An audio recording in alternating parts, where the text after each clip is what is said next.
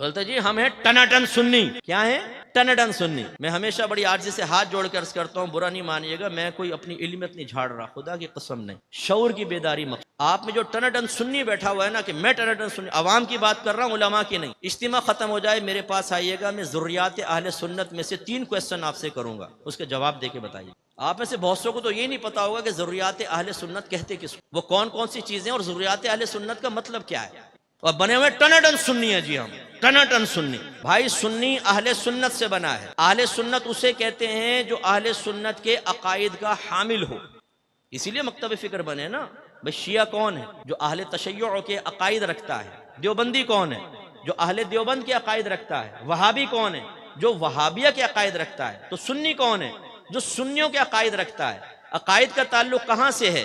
یہاں سے، خارج سے نہیں. وہ تو عمل ہے، وہ معمولات اہل سنت. عقائد کا تعلق یہاں سے. اور اب جب ہم امتحان لیتے ہیں اپنے سنی کا کہ جو یہاں ہے اس کو بیان کرو، تو کہتے ہیں صاحب یہ تو خالی ہے. نیاز کر رہے ہیں. کیوں کرتے ہیں؟ تھوڑا سا کھانا سامنے کیوں رکھتے ہو بھائی جان؟ سارا کیوں نہیں رکھ لیتے؟ قاری صاحب اس پہ مختلف قرآن کی آیات لے کر ایک مخصوص حصہ پڑھتے ہیں، اور اس کو ایسا ہم نے سمجھایا کہ اگر مجھ جیسا آدمی کوئی الحمد شریف اور 3 بار سورہ اخلاص پڑھے تو یوں دیکھتے ہیں کہ فاتحہ نامکمل کر دی انہوں نے. وہ پڑھنا چاہیے تھا جو مروجہ ہے.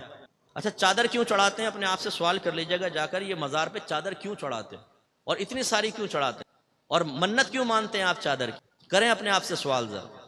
ہم سے تو بچہ پوچھ رہے نا ابا جان تھوڑا سا کھانا سامنے کیوں رکھا ہے نیاز؟ تو ہم کہتے ہیں بیٹا برکت کے لیے. اب وہ پوچھے کہ ابا جان پھر باقی سارا کیوں نہیں رکھا؟ ہم کہتے ہیں کس کے ساتھ بیٹھنے لگا جی، ایک ناک پہ مارا اس کو، خاموش. کیونکہ جہاں ہمارے ٹن پہ سے پردہ ہٹنے لگ جاتا ہے وہاں پہ جلال آتا ہے، وہاں غصہ آتا ہے. اپنے بچوں کو سیٹسفائیڈ نہیں کر سکتا ایک ٹناٹن سنی، وہ کسی کو کیا سنیت سکھائے گا. میں یہ عرض کرتا ہوں کہ ذرا خدارہ ہوش کے ناخن لیں. اسی لیے میں نے کہا نا میں کرتا ہوں آپ کو چیلنج، آئیے اجتماع کے بعد آپ مجھے شرمندہ کر دیں یا مجھے خوش کر دیں، مجھے خوشی ہوگی. یہ نہیں کہ اگر آپ نہیں بیان کر سکے پھر میں خوش ہوں گا. میں جلتا ہوں، مجھے افسوس ہوتا ہے کہ ہم اہل سنت سے سنی نہیں ہیں. اب میں نے اکثر دیکھا ہے ہم لفظ سن سے سنی بن گئے، سن پڑے ہوئے ہیں. پوچھیں تو کچھ بھی نہیں آتا. اپنی والدہ سے جا کر پوچھ لیجئے گا امی ہم نیاز کیوں کرتے ہیں، کنڈوں کے نیاز کیوں کرتے ہیں، مٹی کے کنڈوں میں کیوں بناتے ہیں، اس کے لیے وہ ٹکیاں کیوں بنائی جاتی ہیں، ایک کمرے میں کیوں کھاتے ہیں، بی بی فاطمہ کے نیاز مرد نہیں کھائے گا کیوں؟ پوچھئے ذرا اپنی والدہ سے، اپنے والد سے.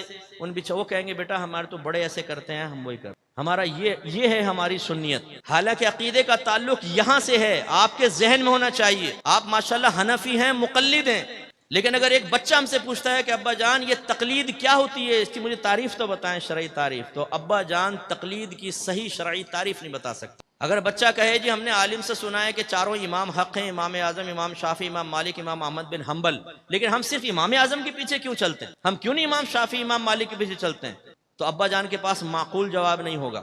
اور اسی ابا جان سے پوچھیں کہ بتائیں تقلید شخصی واجب ہے کہ نہیں، اس کا وجوب کہاں سے ثابت ہے؟ کیا قرآن و حدیث سے؟ نبی کریم کے دور میں تو تقلید شخصی نہیں تھی. تو یہ کون سا والا واجب ہے، جو قرآن سے ثابت ہوا، جو حدیث سے ثابت ہوا، یا نص مذہبی سے ثابت ہونے والا؟ کون سا والا؟ ہماری جانے والا نص مذہبی. یہ مصطفیٰ نیا نام سنا ہے، پتہ نہیں کہاں سے چیزیں نکال کے لے کر آ رہے ہیں. اب اسی طرح جمعے کی نماز کے بعد بچہ پوچھ لے ابا جان ہم کیوں ہاتھ باندھ کے کھڑے ہو کر اجتماعی طور پہ اردو میں صلاۃ و سلام پڑھتے ہیں، کیوں، کیا اس کی شرعی حیثیت ہے؟ تو ابا جان صرف یہاں سے ہاتھ نکال کے اس کان پکڑ کے یوں جھٹکا دے گا زور سے. بھائی بتاؤ، جواب دیں اس کو. آپ نہیں سمجھائیں گے تو کون سمجھائے گا؟ کیوں کرتے ہیں آپ ایسا؟ سمجھائیں آپ. جو آپ کر رہے ہیں میں یہ نہیں کہہ رہا ہوں کہ وہ غلط ہے، میں یہ کہہ رہا ہوں کیوں کر رہے ہیں یہ آپ کو معلوم ہونا چاہیے. جو نظریہ ہے آپ کا، عقیدہ ہے، اس کے بارے میں آپ کو معلومات ہونی چاہیے. کیا نبی کریم صلی اللہ علیہ وسلم کو عالم الغیب کہہ سکتے ہیں؟ عالم مانے جاننے والا، غیب مانے غیب، غیب کا جاننے والا. آپ کہیں گے عام آدمی کہے گا کہہ سکتے ہیں، لیکن یاد رکھیں کہ معانی سمجھتے ہوئے نبی کریم کو عالم الغیب کہا تو دار اسلام سے خارج ہو جائیں گے. کون سا معنی سمجھتے ہوئے؟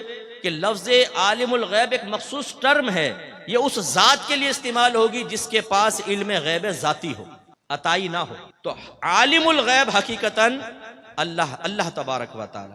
نبی کریم صلی اللہ علیہ وسلم کو علم غیب دیا گیا، لیکن لفظ عالم الغیب اس ذات کے لیے استعمال ہوتا ہے شرعی اصطلاح میں جس کے پاس علم غیب ذاتی ہے. میں ایک جگہ بیان کر کے باہر نکلا تو ایک صاحب آ گئے، وہ ایک مخصوص جماعت سے ان کا تعلق تھا.